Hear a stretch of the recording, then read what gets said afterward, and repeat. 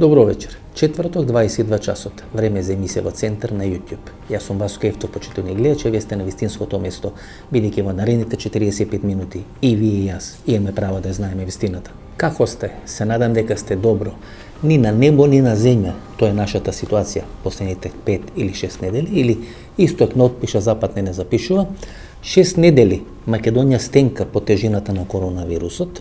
Влегуваме во овие критични 20 на дена, кога работите ќе одат или кон смирување или кон одредена експлозија, не мислам само од една здравствен аспект, туку политички, безбедносен, па ако сакате економски аспект, значи влегуваме во тие критични 20 дена и во овие 20 дена ќе се решат многу работи, ќе знаеме во кој правец ќе одиме, дали ќе треба трајно да живееме со коронавирусот или полека ќе се враќаме на нашите секојдневни вообичаени активности. Се сеќавате на адмирал Давор Домагој Пршо, еден од најголемите војни умови, началник на стожерот на хрватската армија.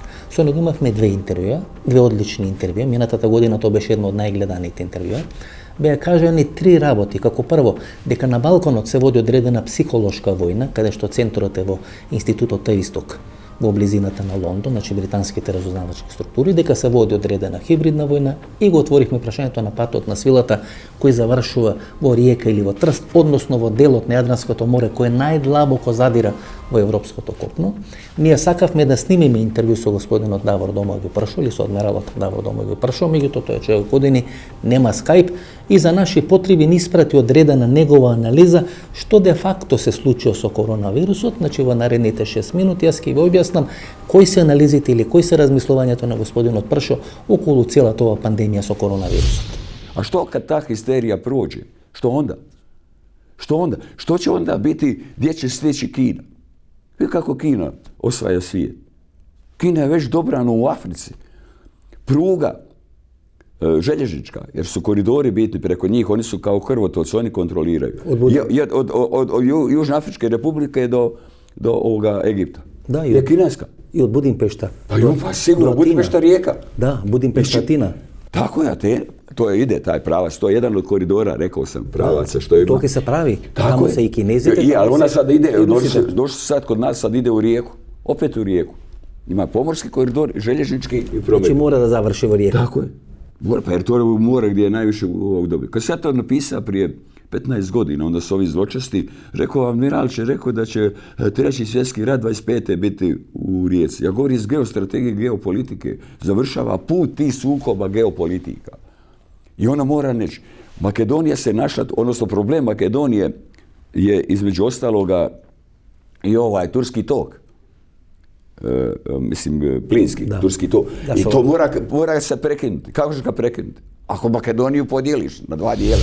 Првата поента, почитувани гледачи, дека уште на 9 ноември 2015 година во часописот Натурална медицина е за прв пат објавено дека се работи на оден експеримент кој се нарекува кластер на коронавирус, кој се појавува кај лилјаците, кој е сличен на сарсот и кој постои можност да се појави кај човекот. Значи, внимавајте, уште на 9 ноември 2015 година е работено на таков експеримент и е дојдено до одредени резултати кај што може тој SARS вирус или овој коронавирус преку лилјаците да се префрлува на човек. Тоа е 9 ноември 2015 година објавено во медицинскиот часопис Натурална медицина. Овој експеримент покажал кога на коронавирусот од SARS-от од 2003 година ќе му се додадат протеини од коронавирусот кој е предизвикан од кинески лилјак, тогаш може да се формира нова структура на коронавирус, како што е сега, и тој коронавирус е тестиран на глувци, на млади и на стари глувци.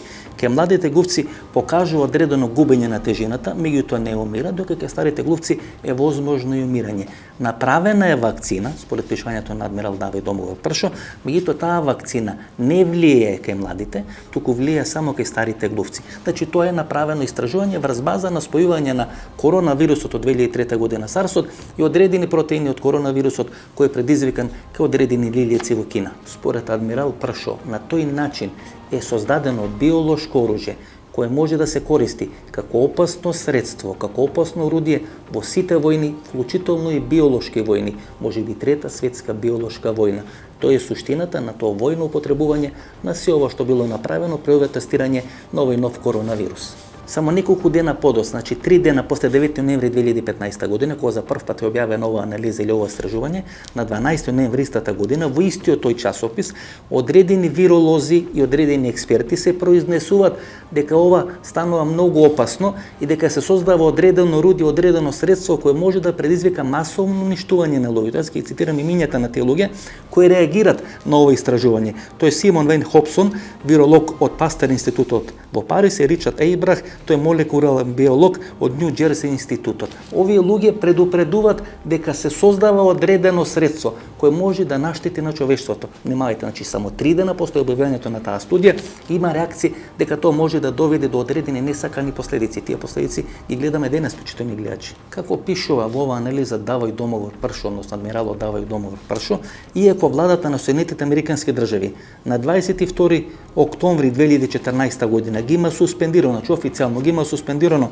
оваквите истражувања, според негово мислење, очигледно се продолжило со тие истражувања и дека овие објави во овој медицински часопис покажува дека и покрај суспензијата во октомври 2014 година, тајно овие окултни организации, како што тој ги нарекол, продолжиле со тие истражувања и дојдено до формирање на вакви нови вируси на една, на две дестинации, на повеќе дестинации, и тоа де факто сега се случува во светот. Според Давој Домагор Пршо, идејата да се создаде еден ваков нов тип на вирус е родена 2003 година после појавата на SARS-от како тешко акутно заболување на респираторниот систем, кој се појава во една провинција Гуандонг во Кина и потоа се проширува на 37 земји ширум светот, и дека после 2006 година веќе почнува да се разработува моделот. Значи 2003 година се доаѓа до одредена идеја и 2006 година веќе почна да се разработува моделот на создавање на нов коронавирус кој ќе може да се користи во тие биолошки војни. Според адмиралот,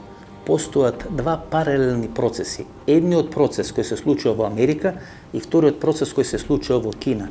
Некаде 2015 година паралелно се одвиваат тие два процеси и тие два процеси всушност на крајот резултират со формирање на два коронавируси. Бидејќи човекот кој го објавува тоа за прв пат во ова медицинско списание е кинес или кинески научник кој има пребегнато во Соединетите американски држави и дека постојат две истражувања според адмиралот. Едното во Вухан, едното на територијата на Соединетите американски држави.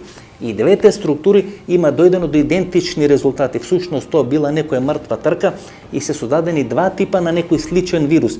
И дека во моментот можеби во светот постојат токму два типа на некој сличен вирус, затоа има и различни ефекти на различни територии на земјината топка. За сите кои не веруваат, за сите неверни томи, како што вели адмиралот Давој Домагор Пршо, тој ги упатува на извешчеот или на сценариото кој 2009 година или 2010 година е разработуван како сценарио за технолошко менување на светот. Сценариот има наслов и се нарекува сценарио за иднината и идната технологија на светскиот развој и е разработуван, како што тој вели, во таа окултна организација на Рокфелер центарот.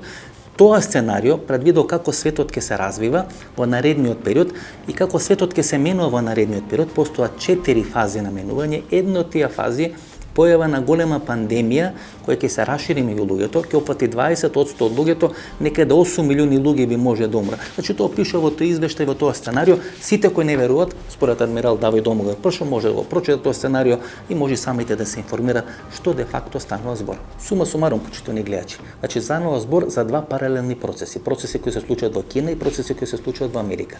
Може би се случуваат и во Русија. Знаете, вакви работи, вакви биолошки форми сигурно нема да се случат во Република Македонија. Не можеме да страдаме, но немаме капацитет да предизвикаме вакви тектонски поместувања не само на Балканот, туку во светот. Значи паралелно се работи на тие процеси. Суштината на тие процеси е да се менува светот, бидејќи светот веќе е истрошен како модел.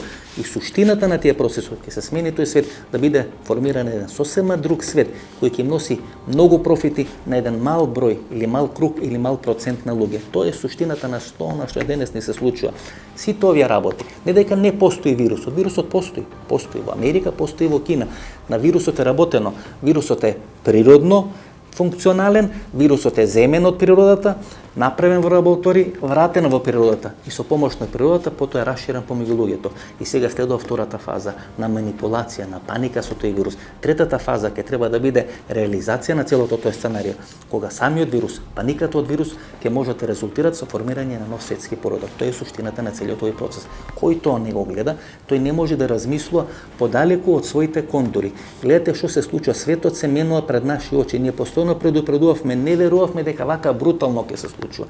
Одеднаш одредена пандемија со вирус нас ни се предизвикува психолошка криза, психолошки ломови во нашите држави. Се ставаме во карантин, се ставаме во сценарио, доброволно прифаќаме да бидеме во изолација. Гледате, исплашени сме, мали, кревки, никакви, а светот се менува, се испумпуваат или се печатат многу пари и тие пари завршуваат во раците на 1% од најбогатите луѓе во светот. Тоа е суштината. Се друго се приказни за мали деца. Срđan Трифковиќ е еден од тројцата или четворица најдобри геополитички аналитичари на просторот на поранешна СФР Југославија, има импресивна биографија зад себе, има докторирано и магистрирано на универзитетите во Саутемптон и во Сасекс, експерт за геополитика. Во неколку наврати ние се обидовме да снимеме интервју со господин Трифковиќ, меѓутоа или јас не можев да во Белград, или тој не беше во Бања Лука, така што ни се разминаа патиштата. После 2 години договарање го снимаме ова интервју по Skype. Во моментот господин Трифковиќ се наоѓа во Аризона, Соединетите Американски држави, во близината на главниот град Феникс. Значи по Skype интервју кој трае некаде 40 до 45 минути, во оваа емисија 4 до 5 минути, остатокот од 40 минути не во недела, тука наредниот четврток, значи 4 до 5 минути интервју со господинот Трифковиќ. Господине Трифковиќ, ова не е прва пандемија што се случува во светот. Светот има поминато низ многу циклуси на пандемии, многу пострашни, многу постравични. И ние помалку забораваме на сето тоа. Некојаш може би добро да се потсетиме, ајде да почнеме од тамо. Низ колку пандемии од ваков тип, многу постраобални, има поминато светот и својата историја? Moram reći da velike epidemije koje su zabeležene u istoriji kao značajne i u geopolitičkom smislu su bile neuporedivo strašnije od ove. Jer ako imamo u vidu da je smrtnost negde oko 2% od COVID-19, treba zapamtiti da je prva detaljno zabeležena epidemija, a to je bila kuga u antičkoj Atini 430. godine pre naše ere, odnela otprilike 1/3 stanovnika Atine, oko 75.000 ljudi, uključujući i velikog državnika i vojskovođu Perikla, što je po mišljenju Tukidida, a i kasnijih historičara, presudno odlučilo da Atina zapravo izgubi od Sparte Peloponejski rat, zato što je kvalitet rukovođenja Periklovih naslednika bio znatno slabiji. Zatim u 2. veku naše ere Rimska imperija je bila pogođena velikom epidemijom, to međutim nije bila kuga nego velike boginje koje su zahvatile otprilike 1/4 najekonomski aktivnijeg dela carstva i odnelo je, procenjuje se negde oko 5 miliona ljudi. To znamo zato što su Rimljani bili dobri administratori i imali su veoma detaljne poreske knjige. U nekim delovima, kao što je bila severna Italija, koja ili ironije, kao i danas Lombardija je bila najteže pogođena, zatim Galija, današnja Francuska, i Rajnska provincija, današnja severozapadna Nemačka, smrtnost je išla čak i do 1/3 stanovnika. Najgora od svih je bila takozvana crna smrt. To je bila kuga koja je harala Evropom između 1347. i 1352. godine. Za nju se računa da je odnela između 1/3 i 1/2 stanovnika. Međutim, s obzirom da je podjednako pogodila sve segmente populacije, onda je i demografski oporavak tokom 15. veka išao prilično brzo, tako da je već u 16. to bilo nadoknađeno, ali je izazvalo velike ekonomske dislokacije i promene odnosa snaga između recimo Francuza i Engleza u stogodišnjem ratu. I na kraju najmožda teža od svih u relativno skorašnjem periodu je bila pre 102 godine velika epidemija gripa, poznatog kao španska groznica, koja je harala isprva Evropom, prenela se i na Severnu Ameriku i na Aziju i za koju se misli da je odnela između 40 i 50 miliona života. Ona je bila veoma smrtonosna, odnela je otprilike polovinu zaraženih, uključujući i mlade i zdrave ljude kao što su bili recimo američki vojnici u ekspedicionom korpusu u Evropi, a mnogo više njih je stradalo od te epidemije nego od nemačkih šrapnela i granata u rovovima. Dakle, ovo su bile epidemije u kojima zaista govorimo o milionskim žrtvama i o veoma slabim procenama ishoda.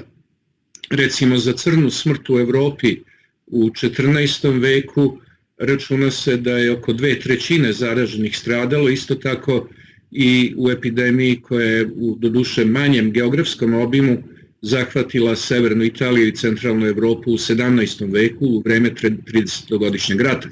Dakle, u tim kategorijama gledano, ovo nije tako tragična epizoda, međutim, s obzirom da je svet daleko u većoj meri međuzavistan, da je ta međuzavisnost pre svega na planu ekonomskih lanaca snabdevanja toliko suptilna, toliko osetljiva da njegovi poremećaji dovode do dugoročnih posljedica i da nije tako lako vratiti lance snabdevanja u nacionalne okvire, još uvijek je zaista prerano reći koje će biti posljedice za globalnu ekonomiju, ali mnogi analitičari, uključujući i mene, smatraju da je proces globalizacije ovim pretrpeo težak udarac. Пред неколку дена до во Гевгелија, значи од командно место број 2, ќе ги снимаме, ќе ги реализираме, ќе ги емитуваме емисиите во центар. Некаде пред 2 или 3 дена, значи во моментот кога доаѓам во Гевгелија, почна по социјалните мрежи да се развива или се тркало на приказна дека тука во Гевгелија има камиони, хеликоптери, авиони, возови и така натаму, и дека масовно се транспортират мигранти или бегалци. Како што може да видите позади мене, значи патот или автопатот од Скопје до Гевгелија, односно од грчка граница, како на дланка можам да го гледам, бидејќи секој ден одговарам до 3,5 до 4 часот на ваши прашања, на ваши пораки, на ваши сугестии, можам да кажам дека по автопатот, после полицискиот час, без малку пиле не може да се види. Пустоше, празно е. Да, се слушаат возови. Обично еден воз има некаде околу 23 часот, 23 часот и 15 минути, еден воз има некаде околу 3 часот, еден воз има некаде околу 4 часот после полнок. Меѓутоа таа приказна беше очекувана, почитувани гледачи. Таа приказна прв пат е лансира некаде 2015-2016 година од страна на Завиша филм, тој е еден играч од корпусот на Ѓорѓе Иванов, беше многу битен во корпусот на Ѓорѓе Иванов, многу битен во Агенцијата за разузнавање и тогаш ја лансираше приказната дека Сашо Мјалков од ВМРО-ДПМН и тогашниот технички министер Оливер Спасовски имат направен одреден договор, едниот со помош на автобуси, другиот со помош на возови, да ги транспортираат бегалците од Грција до границата со Република Србија. Значи тоа е 2015-2016 година, истата приказна се повторува сега. И се поставува прашањето, знаете, дали вие ќе транспортирате бегалци кога е полициски час или кога има гужва на граница? Мислам дека треба една перфектна реализација или перфектна режија за да може да се спроведе на таква операција. Видите, во околината на Гевгелија имате толку многу казина. Само казиното Фламенго има 400 до 500 видеокамери, па има бензински пумпи, па има тука автопатишта, па има наплатни рампи, па има полиција вработена од СДСМ, полиција вработена од ВМРО-ДПМН. Значи, која е перфектна режија треба да биде направена, кој е перфектно сценарио за вие да може да спроведете на таква операција. Јас ќе ви послушам уште едно интервју. Тоа интервјуто со жената Пантер, која кажува кога најдобро се кради. Погледнете го тоа интервју, како што вели жената, не се кради кога има многу гужва, а не се кради ни кога улиците се празни, туку тамо некаде кога се зазорува или кога почнува работното време 4-5 саат на сабајле, тогаш има малку луѓе, може брзо да се снајдете, брзо да избегате. Тога се прави и транзиција или транспорт на мигранти. Значи не се прави во полициски час, треба да е многу глуп некој да прави во полициски час одредени транспорти на мигранти, кој тоа може да го прави во било кој дел на денот. Затоа сметам дека сите тие приказни се надоени приказни, дека всушност треба да се онеспособи или да се каже дека полицискиот час не чини, дека полицискиот час не ги дава резултатите, има многу мртвинели. Зашто е тогаш воведен полицискиот час кој не ги дава резултати, да има транспорт на мигранти. Тоа е следна фаза во која ВМРО-ДПМН веројатно ќе сака да влези по завршување на ова пандемија со коронавирусот, дека еве коронавирусот заврши, СДСМ спечели одредени поени, одредени ефекти, им се зголеми рейтингот, и ако не е така, на анкетите на NDI СДСМ водеше со 3 до 4% разлика пред ВМРО-ДПМ некаде крајот на февруари месец, а всушност темата мигранти треба да им донесе одредени бенефити на ВМРО-ДПМ, не бидејќи тие бенефити ги носеше и на Виктор Орбан и на Сјане Сјанша. Значи тоа е на иста матрица и таа матрица всушност ги лансира сите тие приказни. Всушност темата со мигранти треба да биде тема со која ќе се направи влез во изборната кампања. Што сакам да кажам, почитувани гледачи? Треба да разликувате државна од партиска припадност. Партиската припадност може да ви кажува одредени работи. Партиската припадност може да бара од вас да правите одредени работи. Меѓутоа државната припадност значи нешто сосема друго. 3 ноќи не сум спиел после емитувањето на интервјуто со Мила Алечковиќ. Се кршев како да најдам таа мерка. Од една страна да ве охрабрам, за да може да бидете храбри, да се соочите со тој ирационален страх. Од друга страна, знаете, душа ми се плашеше. Не спиев 3 дена, да не предизвикам еден од вас, да не биде невнимателен, да излезе надворе се зарази од коронавирус. Тоа е, значи, тежината на јавниот збор. Политичките партии во Република Македонија не водат сметка за тежината на јавно изречениот збор. Тие гледат да ќарат само одредени политички поени. Затоа да велам, ќе ве молам, на прво место да е државата, на второ место да се вашите животи и дури на трето место да се политичките партии.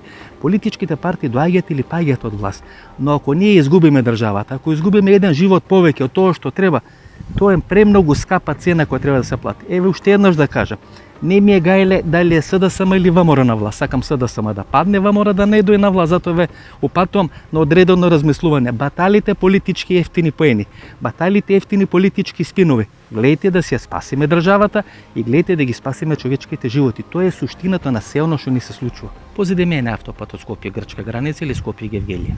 Се гледа како на дланка. Значи во секој момент на денот, значи од кога ќе стана до кога ќе легнам, можам да гледам каква е фреквенцијата на сообраќајот. Во моментот е некаде 15 часот и 30 минути, не се гледа ни камион, ни кола, ни автобус. Навечер има уште помалку. Има во 3 наврати, како што кажав, одредени возови, меѓутоа знаете. Оваа власт едва и направи 4 или 5 карантини и ги однесе со автобуси луѓето кои доаѓаат од странство. Зарверувате дека оваа власт составена од СДСМ и ВМРО, од Курту и од Мурту, еве да речеме во поголем дел од СДСМ, е способна да реализира таква масовна операција на шверцови, на мигранти? Немојте да ги преценувате. Тие можеби би сакале. Те можеби би сакале да заработат пари, меѓутоа не се капацитетни да спроведат ни таква шверцерска операција. Така што овие приказни мигранти, камиони, авиони, хеликоптери, така натаму, малку со резерва да ги земате, малку да се успокоите, малку да се олабавите, тоа ќе е добро за вас, за вашата фамилија, а и за сите нас кои живееме во Република Македонија. И остана оној дел, или оној втор дел од интервјуто со Мила Алечковиќ.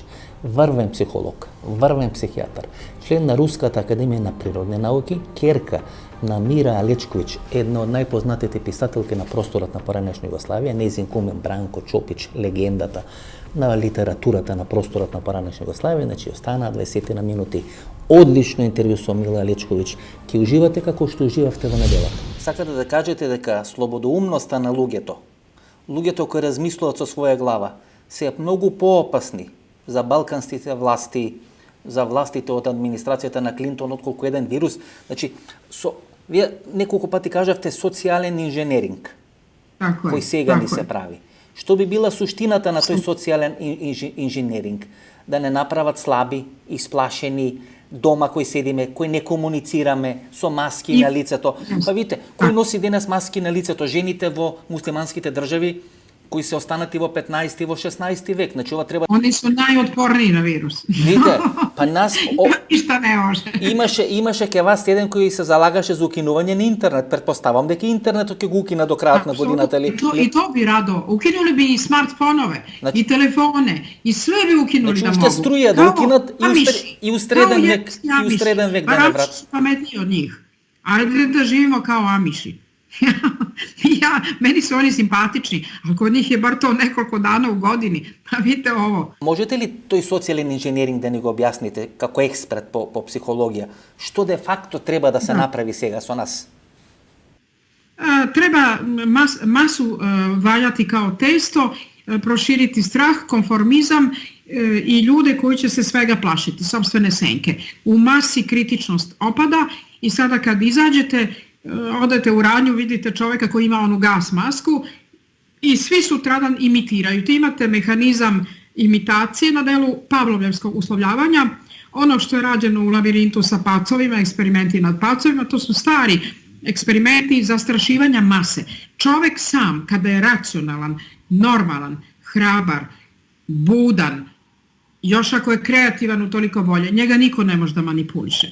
Ali kada su ljudi slabi, osiromašeni, nekritični, a posebno kad su u masi, onda možete da radite sa njima svašta. Vi pustite neku histeričnu vest, svi se zaraze brzo. I to je takozvano kolektivno simbiotičko ludilo. Kada ono krene, pre svega kolektivno ludilo, kada ono krene, ono je najopasnije od svega. Opasnije od svake biološke bolesti. Taj strah oni žele da naprave i konformizam među ljudima и денунцирање. Може ли конформизмот малку да го дефинираме? Бидејќи конформизмот, според мене, е најголемата болка на секој општество. Конформистичките луѓе држат одредени неспособни власти на власт. Луѓето кои се конформисти се свесни за своите слабости. Свесни на своите недостатоци. Тоа е една маса на луѓе која аплаудира, носи луѓе на власт, а е свесна дека тие луѓе не се добри, дека не се добро решение, дека тоа е најголемата болка тука на Балканот. Toga se najviše plaše. Vidite, Francuzi imaju jednu poslovicu koja kaže ne postoje diktatori, postoje samo robovi. Onog trenutka kad vi prestajete da budete rob i kad se udružite kao slobodni ljudi, niko od tih nenormalnih ljudi na vlasti ne može da opstane. Oni se brzo rešavaju. Međutim, dok god ljudi trpe i posebno ti ljudi koji njih drže, koji u Srbiji ima dosta povodljivih ljudi, ulizica oko vlasti, koji svi znaju danas da su ove mere besmislene. To je potpuno jedna iracionalna mera sa stanovišta ljudi, ali racionalna sa stanovišta onih koji se plaše ljudi. Oni se zapravo plaše nas, a ne virusa. I sada ti ljudi, njima fantastično odgovara panika, strah, oni idu po kućama i traže od stanara da prijavljuju jedni druge. Vidite, to je kao 41. Gestapo u Beogradu. Kad su išli ljubomorni ljudi da prijave svoje neprijatelje, ali nisu znali da će ovi završiti u gasnim komorama. Pa onda ide zato što mu je neko preoteo devojku, ode iz ljubomore i prijavi ga Gestapovu. Ali on ne zna da će taj čovjek biti streljan sutra. To je strašno što se dešavalo. Ja ne želim da se to ponovi. Ова Павлов рефлекс, кој вие го спомнавте, можеме ли елементи на тој Павлов рефлекс сега тука да најдеме? Бидејќи суштината на Павловиот рефлекс е одредена корелација помеѓу храната на кучето и одредена, или на глушецот и одредена реакција. Можеме ли елементи на Павлов рефлекс тука да најдеме во ова сега што ни се случува? Pavlovljev refleks je genijalno otkriće ruskog vojnog lekara Ivana Pavlova koja je prihvatila cela američka behavioristička škola u nauci, a zloupotreba te škole jeste socijalni inženjering. Nauka je nauka, ali kad je zloupotrebljena, onda se zove social engineering. Sada, Pavlovljev refleks deluje svima nama, ne samo na psu, jer to su niže zone našega fiziološkog sistema. Mi imamo frontalni korteks kojim mislimo, koji inhibira nagone, i ceo taj nesvesni deo nama, a imamo zonu koja nije svesna. I evo mi sada dok pričamo, mi nismo svesni mnogih procesa koji se u našem organizmu dešavaju. Imamo simpatički i parasimpatički nervni sistem. Sve ono što je nesvesna, refleksna zona čoveka je podložno manipulaciji. Međutim, kada čoveka dignete u višu ravan, znači ne u ravan fiziologije, nego u ravan ozbiljnih emocija, kognicije, znači saznanja, zatim frontalnog razmišljanja, zaključivanja i tako dalje, znači zaključivanja i tako dalje, moj suprug mi nešto pokazao, onda ne možete da vršite nikakvu manipulaciju. Znači, svaki čovjek može biti Pavlovljev pas ako dopusti da padne na niže grane. Ali ako kaže ja sam inteligentno, umno, kreativno, slobodno i pošteno ljudsko biće i razmišljat ću svojim mozgom, Aristotelovom logikom, tražit ću dokaze, tražit ću empirijska potkrepljenja, tražit ću slike, tražit ću pametne, ozbiljne i učene ljude da mi kažu Takvog čovjeka vi ne možete manipulisati. I zato se vlast uvijek boji takvih ljudi i to je konstanta u celoj istoriji. Uvijek se vlast bojala naučnika, pisaca, stvaralaca. Žao mi je, sudbinski je to tako, ali mi smo jači od njih. Можеме ли да направиме разлика помеѓу страв и ирационален страв? Сите ние се раѓаме со одреден страв. Стравот е добре дојден, бидејќи тој не штити, да не пикнеме прст во штекер, да не фатиме сијалица, нели ни го спасува животот. И сега се јавува еден ирационален страв со ова пандемија. Реално ние да се плашиме за нашиот живот, да водиме сметка, да пиеме витамини, да се грижиме за имунитетот, но сега се развива еден ирационален страв. Tako je. Kako da kontroliramo? Treba razlikovati. Strah je emocija koja je urođena i filogenetski postoji i u našoj ontogenezi naravno i ona je uglavnom bazična, urođena i odbrambena emocija. Strah je potreban jer on je zaštitni, odbrambeni mehanizam našeg organizma. Kad se na vreme okrenete na ulici pa zapazite nekog ko je hteo da vas udari, a vi ste se pre njega okrenuli, vi imate odbrambenu, čak malo i paranoidnu reakciju, ali onu zdravu reakciju. To mi zovemo u šali zdrava paranoja. Znači, postoje oblici ljudskog ponašanja koji su alertni, upozoravajući i odbrambeni. I to je onaj strah koji nama pomaže. Također postoji vidoviti snovi gdje čovjek tačno sanja šta će, čega mora da se zaštiti sutradan. Da to ništa ne podcenjujem. Ja u klinici imam sve takve slučajeve. Dakle, čovjek mora da razvije i svoju intuiciju, ajde uslovno da kažemo desnu hemisferu mozga. Mora da veruje i svojoj intuiciji, i svojim snovima, i nekom svom strahu koji ima, ali ne sme taj strah da širi u socijalnoj sferi i da njime manipuliše. Jer onda to postaje iracionalni strah. Meni je majka govorila, vi ste znali moju majku i hvala vam što ste se setili nje.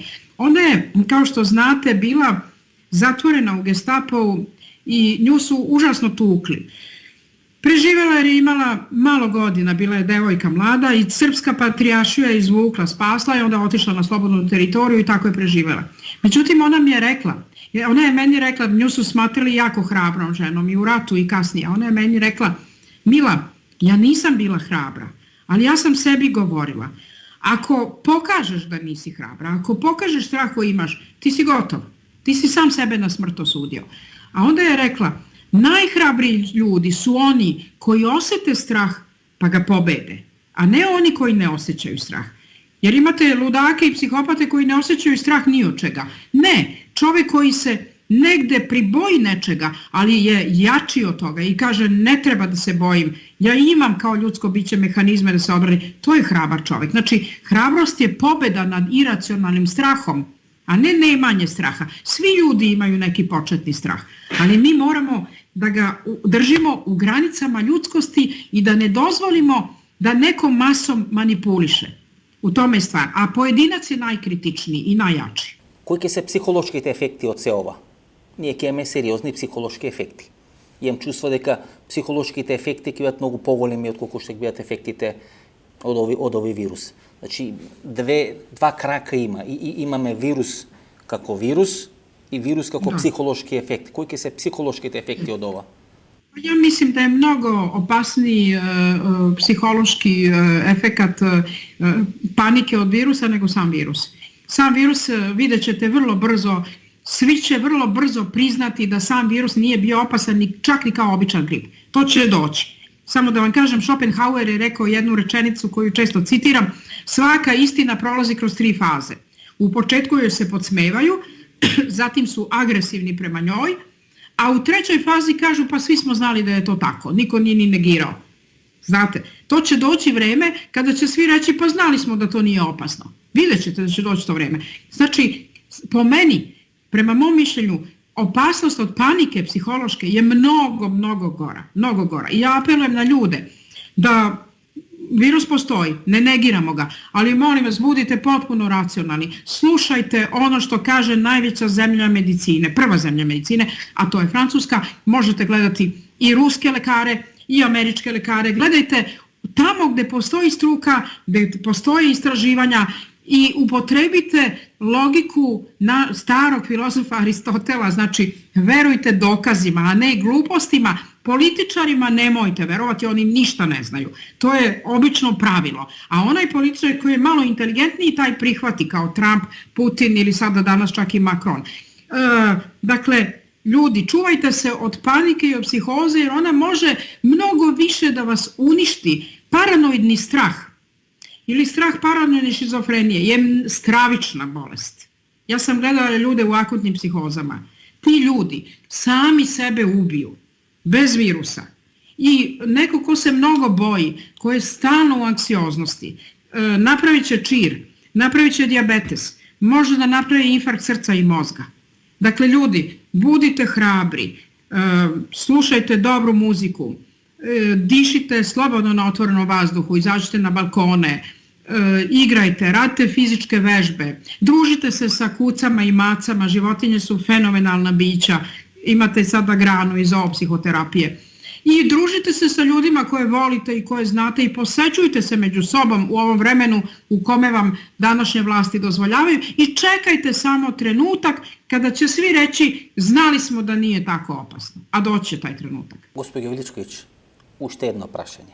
Kako dozvolivme така ефтино слободата да ја трампаме за стравот?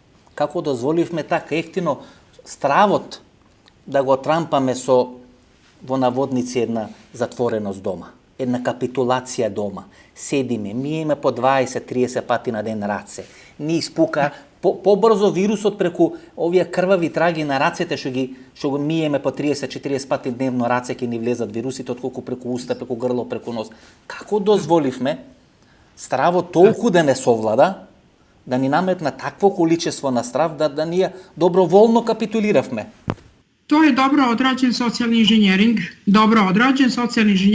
ali ja vam ponovo kažem da će to početi da popušta. Jer ja sam pratila situaciju. U početku je bio užasan strah i panika među ljudima, običnim ljudima koji ne znaju, ne čitaju strane jezike i tako dalje. Dobro je znati strane jezike jer onda možete pratiti prava istraživanja. Znači, bila je grozna panika i strah. Ljudi su se sakrivali, šaputali, kao kuga srednjovekovna. Sada već ljudi se malo već manje veruju, pa i ne da virus postoji, ali manje veruju ovim opasnostima o kojima priča se. Ovde se pričalo svaki dan će biti 30 mrtvih, svašta su pričali. Sada postoje ljudi koji se već podsmevaju tome. Znači, sad smo već krenuli u fazu humora. To je druga spasilačka faza. U psihoterapiji je poznato kako je humor dobro došao. Ima već i cinika dosta koji daju podatke na internetu, internet je sloboda. Mi smo zajedno, naši narodi imaju jednog genija, Nikolu Teslu, koji je rekao istina je u informaciji, u eteru, u kosmosu. Pratite internet, tu je informacija, tu je istina, ugasite te televizore koji vas lažu. Otvorite lepo internet, progledajte na više jezika, zaključite vašu istinu. Hvala puno, mnogo благодарам. Се надам дека брзо ќе помине ова.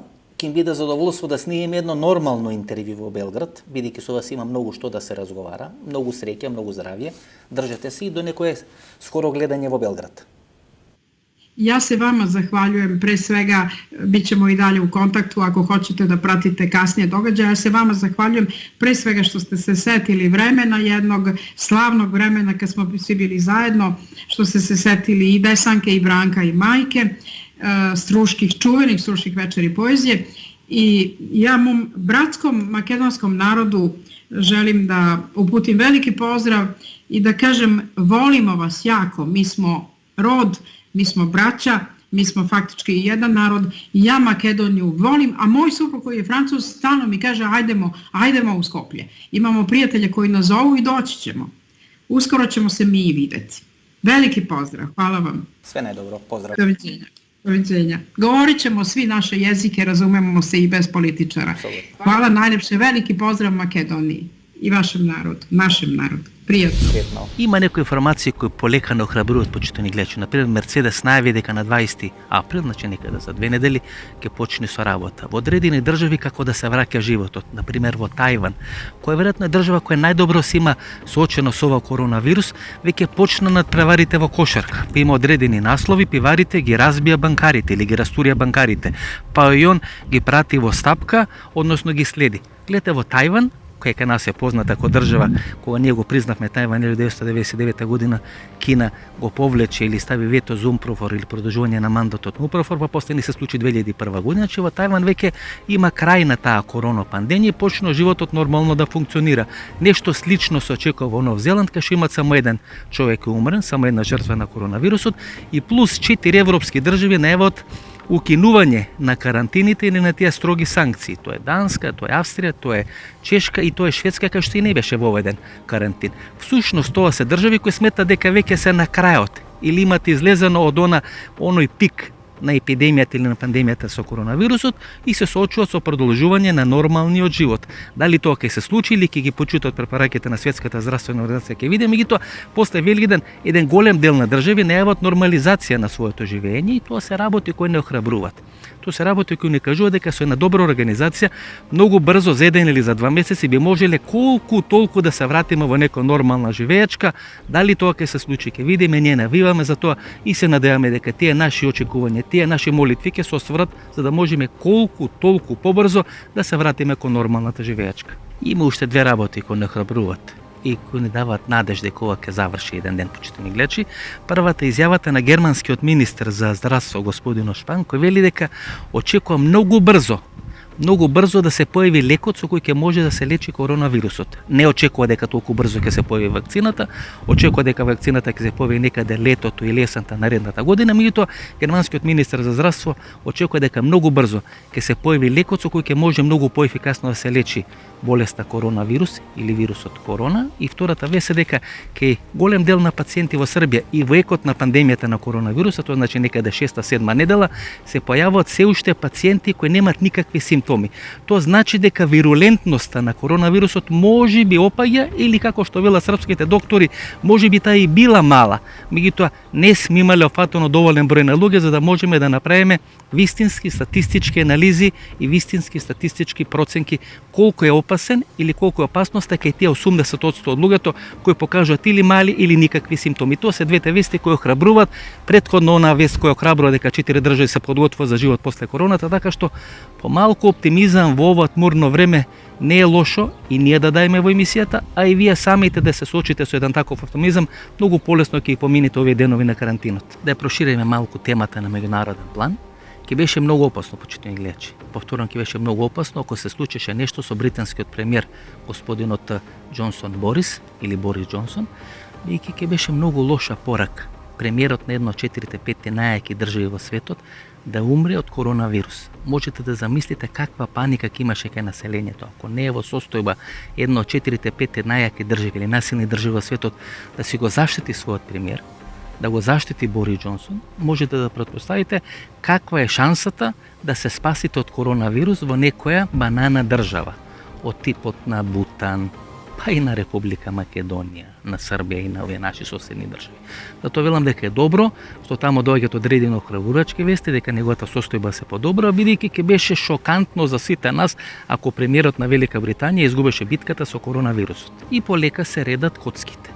Поранешниот британски премиер Гордон Браун прв побара формирање на светска влада која ќе треба да се справи со коронавирусот и со ефектите или финансиските штети, подоцна истрча и неизбежниот Кисинџер, така што полека се склопуваат коцките, веќе се гледа што се сака да се направи. На една страна се луѓе кои сакаат да го редефинираат светот, на друга страна се луѓе кои сакаат да го прилагодат светот на своите потреби, на бизнисот, на капиталот, да биде формирана светска влада во сенка. Тоа ќе биде конфликт во наредните неколку месеци, полека се редат тие коцки. Гледате како на лажиче, почитани гледачи, не ги сервират информацијата. Некаде пред неколку дена излезе министерот за здравство Венко Филипче, вели дека ќе се прават одредени анализи дали во текот на февруари, кога беше оној сезонски грип, може имало некои заразени со коронавирус. Главниот епидемиолог во Србија вели дека до 20 април, некаде до почетокот на Великден, повеќе од 20% од населението во Србија ќе биде заразено со коронавирус и во најголем дел ќе има асимптоматски симптоми или ќе биде без симптоми. Гледате како полека не подготвуваат дека можеби пикот полека ќе поминува и дека некаде 50-60% од населението ќе биде заразено од овој вирус, а воопшто нема да чувствува одредени симптоми. До оној момент или до тој момент дека 50-60% од населението биде заразено, може ќе помине неколку месеци, може ќе помине на година, и тога се очекува да се направи тој имунитет на крдото или на поголем дел од населението и на тој начин самиот вирус да загине само од себе. Тоа е суштината. Веројатно не подготвува дека тоа е сценарието, дека многу полесно ќе се случи на такво сценарио пред да биде измислена вакцина за коронавирусот. Ова беше емисијата во Центар од командно место број 2 од Гевгелија. Во наредниот период емисијата ќе ја спремаме, ќе подготвуваме, ќе метуваме тука од Гевгелија. До недела во 22 часот, пријатно вечер Македонија, каде и да си. Ние тука од Гевгелија ви посакуваме многу среќа. Добро да го издржите полицискиот час и карантинот, да сте здрави и живи. Се гледаме во недела во 22 часот.